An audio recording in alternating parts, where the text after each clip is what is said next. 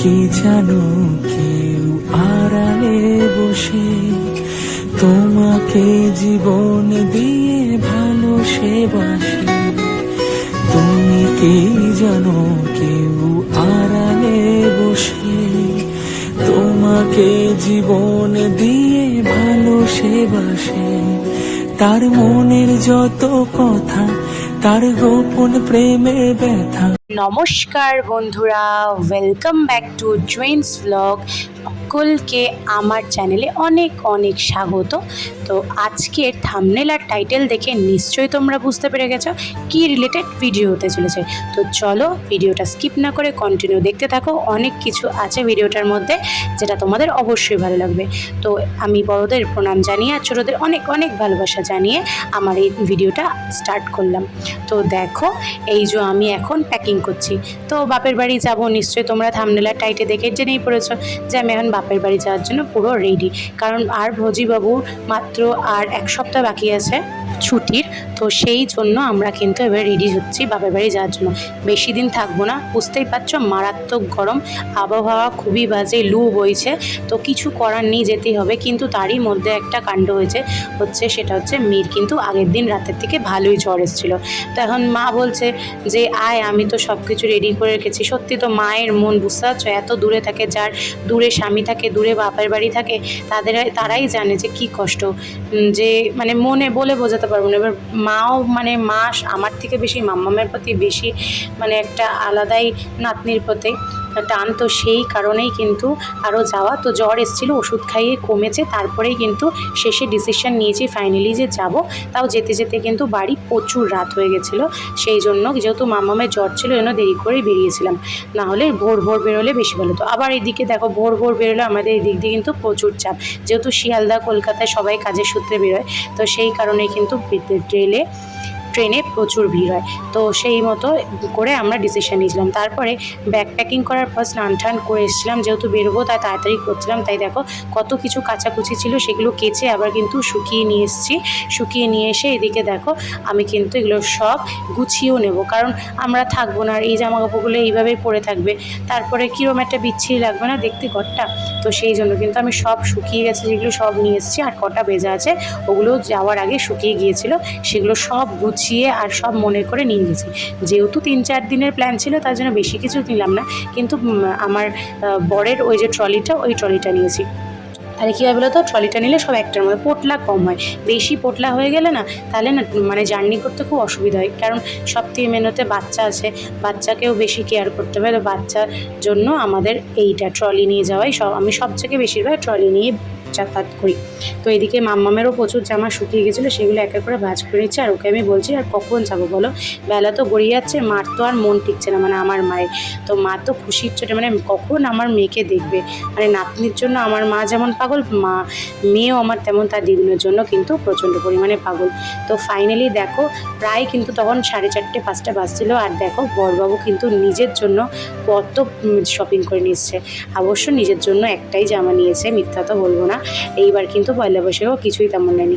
আর এই একটা শর্টস নিয়েছে, আর ওই পিঙ্ক কালারের অফ হোয়াইট কালারের যে মফ কালারের যে জামাটা পিঙ্ক টাইপের, ওটা কিন্তু আমার ভাইয়েরকে আমি দেবো পয়লা বৈশাখে, দেওয়া হয়নি।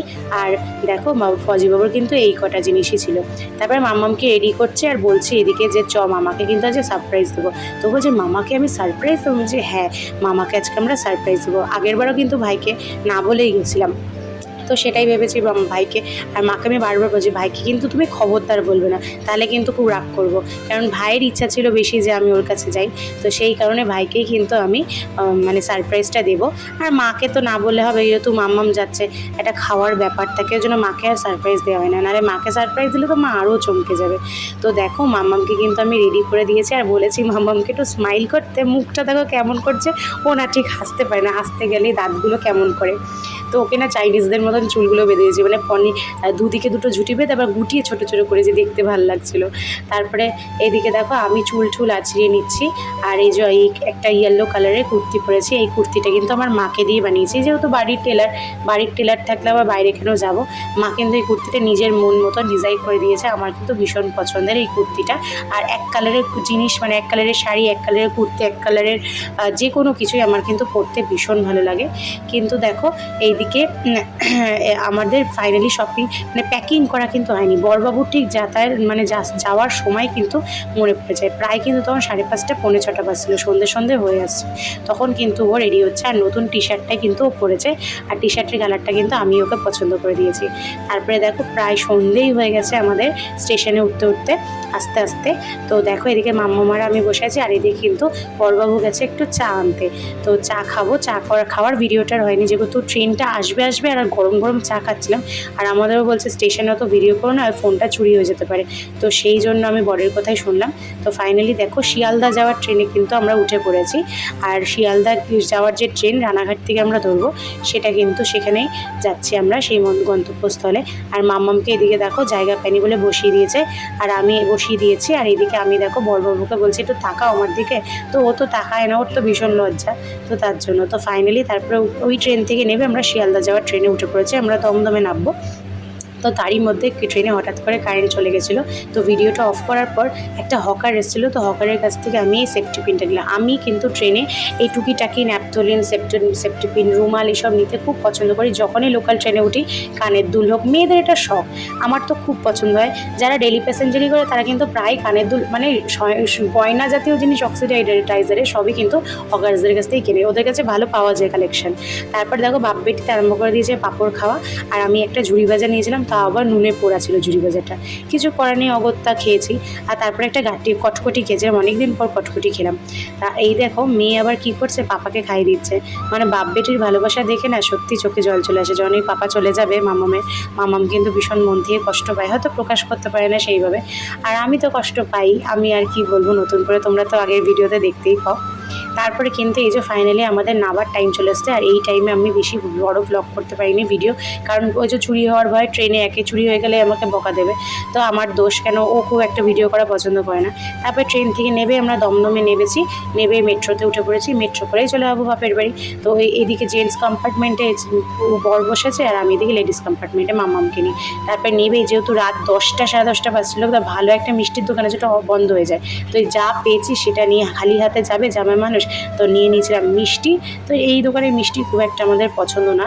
আশীর্বাদ বলে একটা দোকান আছে, দারুণ মিষ্টি বিক্রি হয়, তো ওখান থেকে আমরা নিয়ে থাকি। কিন্তু প্রত্যেকবার আমার বাপের বাড়িতে ওই মিষ্টিই যায়, ওই দোকানে। তো কিছু আর করা ছিল না। তারপর রিক্সা করে নিলাম, রিক্সা করে হাতে মিষ্টি নিয়ে চললাম। মিষ্টি ভাড়ে করে নিলে বেশি ভালো, তো জামাই মানুষ ভাড়ে করে নিলে বেশি ভালো লাগে দেখতে। তো যাই হোক মিষ্টি নিয়ে চলে গেলাম। আর এই দেখো, আর বাড়িতে ছিল আমার ছোটো মাসিও এসছে হায়দ্রাবাদ থেকে অনেক দিন পর। তো দেখো কি অবস্থা, মাম্মামকে পেয়ে দুই দিদুন মিলে কি যে আদর, মানে কি বলবো। আর জামাইকে তো সেই আদর। তো জামাই আদর কীরকম হলো সেই ব্লগটা নিয়ে কিন্তু আমি অবশ্যই আসবো। তোমরা কিন্তু আমার ভিডিওগুলো কন্টিনিউ দেখো। ভিডিও আসতে একটু দেরি হচ্ছে, কিন্তু আশা করছি তোমাদের ভিডিওগুলো ভালো লাগবে। তারপরে ঘরে ঢুকে যে গল্প, আর ভাইকে ভেবেছিলাম সারপ্রাইজ দেবো, ঘোড়ার ডিমের সারপ্রাইজ। ভাই আগের থেকেই জেনে বসেছিল আমি যাচ্ছি, ঠিক আছে, ও কেমন চালাক, প্রকাশই করেনি। তো এদিকে দেখো বাড়িতে ঢুকতেই জিজুকে দেখেই ভাইয়ের কিন্তু খুব এক্সাইটমেন্ট, বিকজ অনেক 1 বছর পর প্রায় জিজুকে দেখছে ও। এইদিকে মানে ভাই আমার বাপের বাড়ি খুব একটা, শ্বশুরবাড়ি আসেও না, আর আমারও যাওয়া হয় না, তো মানে আমার বরেরও যাওয়া হয় না। তো এই কারণে দেখে কিন্তু দুজনের মধ্যে খুব আনন্দ, দুজনে মিলে ঘুরতে বেরিয়ে গেছিলো। এসে তারপর ভাইকে বললাম, দেখ ভাই তোর জন্য এই জামাটা নিয়ে এসেছি, তোর কি পছন্দ হয়েছে? তো বলছে হ্যাঁ। তো আমি বলছি একটু পরে দেখ না, বলছে মানে ঘাম তো গরমে, তো পরলে নতুন জামাটা নষ্ট করছে, ওর কালারটা খুব পছন্দ হয়েছে আর ভালো লাগছে। বলো ভাইকে, তোমরা কমেন্ট করে জানিও ড্রেসটাকে কেমন লাগছে, আমার খুব ভালো লাগবে। আর এদিকে কিন্তু দেখো মাম্মামকে খেতে দিয়ে দিয়েছে, মাই খাই দিচ্ছে মাম্মামকে, যেহেতু ওর খুব জোর খিদে পেয়ে গেছিলো। আর মা কিন্তু করেছে পাবদা মাছের ঝোল। আর এদিকে দুই জামা শালাইবাবুতে কিন্তু চলে যাচ্ছে বেরু করতে আমাকে ছেড়ে দিয়ে। আর আমার কোনো সমস্যা নেই, পিন্নি ছিল, মানে মাসি ছিল, মা ছিল। আর এদিকে এসেই কিন্তু আমি চিকেন সটে খেতে আরম্ভ করে দিয়েছি। বাড়িতে আসা মানে শুধু খাওয়া দাওয়া আর মোটা হওয়া। তো বন্ধুরা ভিডিওটা এইটুকুনি, আশা করছি তোমাদের ভালো লাগলো একটা লাইক করে যেও, আর মিষ্টি কমেন্ট করে জানিও তোমাদের কেমন লাগলো ভিডিওটা। আর চ্যানেলটাকে সাবস্ক্রাইব করে আমার পাশে থেকো। তোমরা ভালো থেকো, সুস্থ থেকো বন্ধুরা।